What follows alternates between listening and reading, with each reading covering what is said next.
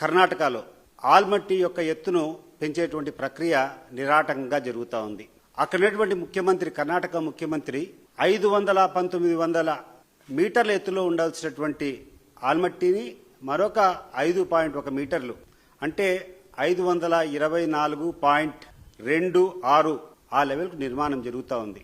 అంటే దాదాపు ఈ యొక్క 5.1 మీటర్లు ఎత్తు పెంచడం వల్ల 123 టీఎంసీలు సామర్థ్యం ఉన్నటువంటి ఈ ఆల్మట్టి రిజర్వాయర్ 221 టీఎంసీ సామర్థ్యానికి పెరుగుతుంది. అంటే దాదాపు ఒక 100 టీఎంసీలు అదనంగా కర్ణాటక ఈ యొక్క కృష్ణా జలాలను వాడుకునేదానికి సౌకర్యం ఏర్పడుతుంది. మరి ఇంత పెద్ద ఎత్తున ప్రత్యేకించి రాయలసీమ ప్రాంతానికి, ఆ తర్వాత దాని దిగువ ఉన్నటువంటి నాగార్జున సాగర్లో ఉన్నటువంటి రైతులకు ఇబ్బంది జరుగుతూ ఉంటే ఈ యొక్క ప్రభుత్వం ఏం చేస్తుందనేటువంటి ప్రశ్న ప్రతి ఒక్క రైతులో కూడా విదులుతూ ఉంది.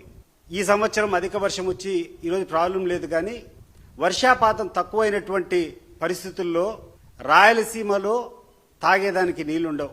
నాగార్జున సాగర్లో అయితే వాళ్ళు ఇంకొక పంట పెట్టుకునే దానికి కూడా అవకాశం ఉండదు.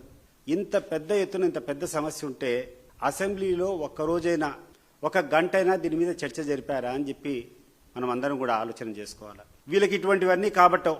రైతులు ఎక్కడ పోయినా వాళ్ళకి ఇబ్బంది లేదు. రైతులకు ఏమి నష్టం జరిగినా కూడా వాళ్ళకి ఏం అవసరం లేదు. మీ స్వలాభాల కోసము, మీ స్వార్థం కోసము మీ యొక్క పర్యటనను దుర్వినియోగం చేస్తున్నారు తప్పితే, మరి ఆల్మట్టి విషయం ఈరోజు జరుగుతూ ఉంటే మీరు జలవనరుల శాఖ మంత్రిని కలిశారా? దీన్ని ఆపమని చెప్పి మీరు ఎక్కడైనా ఒక ప్రతిపాదన తీసుకొని వచ్చారా? ఆ రోజు పవన్ కళ్యాణ్ గారు విశాఖలో ఉన్నటువంటి ఉక్కు ఫ్యాక్టరీకి ప్రైవేటీకరణ చేసే సమస్య లేదని చెప్పావు. ఈరోజు ఒక్కొక్కటి అడుగులు పడుతున్నాయి. ప్రైవేట్ పరం చేశారు ఆ ఫర్నేస్ను. రాబోయే కాలంలో మిగతాది కూడా ప్రైవేటైజ్ చేస్తారు. ఈ యొక్క విశాఖ ఉక్కు గురించి, ఈ ప్రైవేటైజేషన్ గురించి మీరు ఒక్కసారైనా, ఒక గంటైనా ఈ యొక్క అసెంబ్లీలో మీరు చర్చ జరిపారా అని చెప్పి నేను అడుగుతున్నాను. ఇవన్నీ వదిలిపెడితే మీ వ్యక్తిగత దూషణలకు, అసెంబ్లీని సైతం మీ స్వార్థం కోసం, మీ ప్రత్యర్థుల మీద దాడి చేసేదానికి, ప్రత్యేకంగా జగన్మోహన్ రెడ్డి మీద దాడి చేసేదానికి ఉపయోగిస్తున్నారు.